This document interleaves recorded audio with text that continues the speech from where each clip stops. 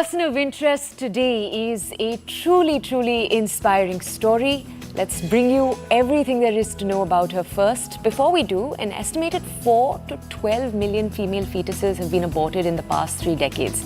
Our next guest works on the very front lines of this still very persistent phenomenon.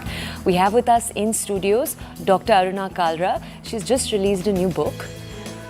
It's called Iwantaboy, as you can see.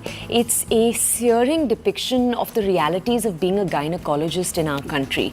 Right from the brutal realities of meeting family after family that are somehow angling for a boy child. Sometimes they say it, sometimes they're more covert about it, to the nagging issues within our public medical system. Now, this was also one of the first times that we've gotten to read such an intimate account of the behind the scenes, what's going through a doctor's head when they hear heartbreaking demands from patients or from other families.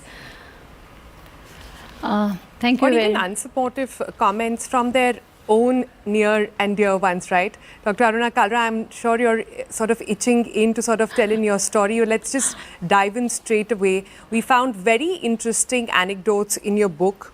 You've also spoken about how in middle of COVID, there were loopholes even in the hospital on which patient deserves to be treated first. Huge challenges there as well. So you've really, sort of bearing your heart over there. Talk to us a little bit about, when it comes to female feticide, one thing that everybody notices and one thing which has been the most shocker, at least in my experience of reporting on the issue all these years, has been that it's not who you think, it's not the uneducated, it's perhaps the ones who are most well off. These demands and a lot of times these insinuations come in from people you least expect in the society, which you would ordinarily call our educated individuals, our informed beings. Has that been your major surprise as well? Yeah, so thank you very much for having me on your morning show. So I wrote this book, I Want a Boy. I always wanted this title only because from the time I entered my post-graduation studies in Government Medical College till I started practicing from Government Medical College to government hospitals, then to corporate hospitals, there was a constant desire for a boy. So when I was in government hospital, the girls, the pregnant females would deliver one after another because they didn't have any means, one for contraception, another for having a choice. So they would deliver till they get a boy. So the mindset was totally that boy should be there for their final rituals, funeral rituals, or somebody would have that, okay, we have lots of money. In government, definitely they don't, but for lineage, for all those family, they have to have their own genetic lineage, and boy can only fulfill that. But when I was in corporate and bigger affluent, I was catering to an affluent population. They were having millions of property worth millions, or good like the empire of their business, and they wanted a boy to inherit that, and girl definitely would go to somebody else's house. In spite of government has made so many laws, property laws and all those things, but girls cannot have those. So my dear friend who is millionaire, she had to go through so many abortions because in her family she was third daughter-in-law, and so she was the elder one. Other two had sons, but she didn't have, she had only 3 daughters. So her in-laws, they actually told her that she and her husband and her daughters cannot have any money from the family property or anything. So she was so sad, and for her husband she had to go through multiple abortions for her husband to have a son, so that he also will get some part of the property and business. Doctor, can we just ask you, one of the things you talk about in the book is when you have patients who would make demands of you or ask you questions that you were uncomfortable with. There's a chapter where you discuss, for example, a woman coming, she's, lying in bed, she's a patient of yours.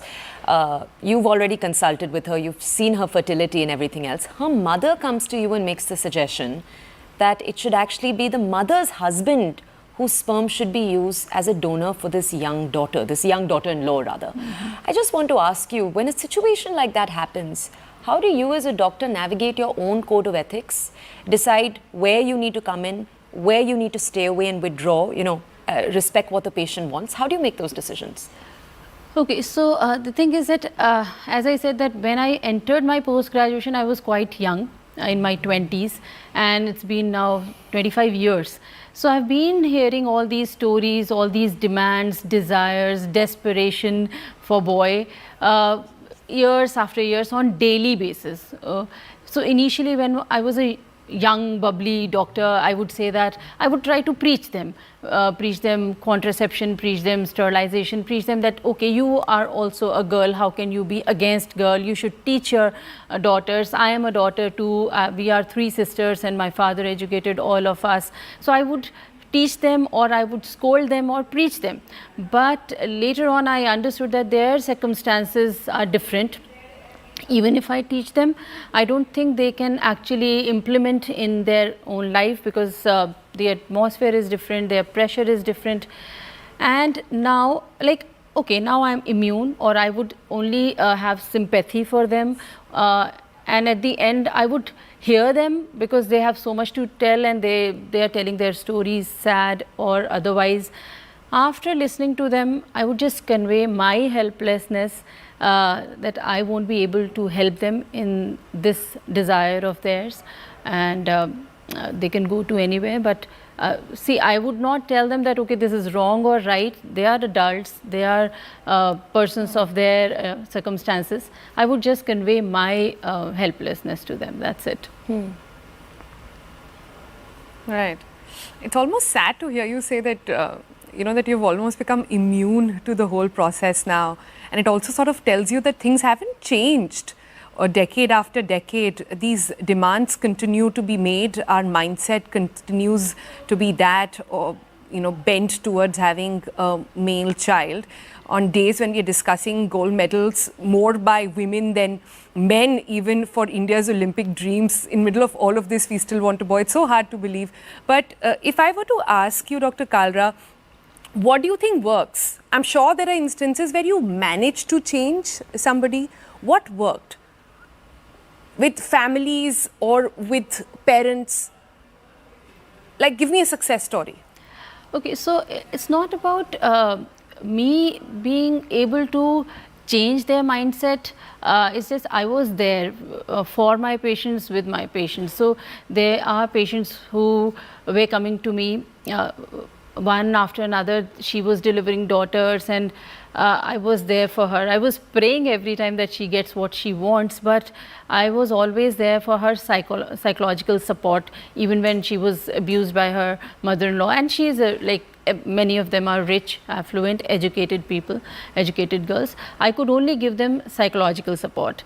But what changed in the society, which in my years of practice I have seen, when girl and boy both are educated, both are studying in an institute where they met, they have that companionship, friendship. Boys are also equally respectful, and I think younger age boys, they do not have this patriarchal mindset. Only orthodox mindset comes from families, okay? So if they are living in a nuclear family, if they are educated, they actually are welcoming girls. So first daughter, they are happy. Even if they have delivered a second daughter, they are more they are happier than before. So what I have seen is that when they are educated, when they do not have influence of their family which is around them, I think then and there are so many stories, like it might be very, very few percentage of people, but education is the key. It would change the mindset. But doctor, I want to ask you, and I'll push back with an example from your own book here. You do talk about how even in your own personal life, there were doctors in your own intimate circles, your relatives, your friends, who were doctors, were highly educated is what I'm trying to say, and still held those beliefs. You felt it, when you gave birth, from those who were close around you. How does one, you're fighting that battle out there at your office place. When you fight it at home, sometimes it gets a little much. So how did you personally navigate that? Okay, so I think when there is a fabric in my story where my story has patches of different other stories of my patients. So yes, when I went through and when I see my colleagues also were going through, which were educated and everything, I think that's when every doctor was there in the hospital and everybody was seeing this kind of female feticide or these kind of orthodox mindset, why nobody else wrote it, why nobody else noticed it, why? Because I was going through, I actually felt the kinship with my patients, and when the pain was filled till here, I started spilling on paper, and that's when I started writing those stories. So I managed to write those stories, I managed to talk it out on TEDx. I want a boy, I am sitting here and talking to you and spreading this awareness. And I think that's when it is out from my system, and I would want to now spread awareness that it is everybody. Like last week I was sitting in my OPD, and when an IAS officer came as a patient, and the pile of my book was there on the table, and he asked me, what is this? I said, it is my book, recently published. He said, what is it about? I said, it is about Indian mindset of having boy, and they don't want girls, sometimes they want boy. And he said, so what's wrong with it? There is nothing wrong. If you have a girl, you would definitely want to have a boy. And he was an IAS officer. So I said, okay, there is nothing wrong. I have just written my experiences. Whether you believe or whether you find it wrong or right, it's your view. Dr. Kalra, thank you so much for sharing your story. As a mum of a girl child myself, I have to say a big thank you to you as well for spreading the word. And the more we talk about it, the better it becomes, I believe.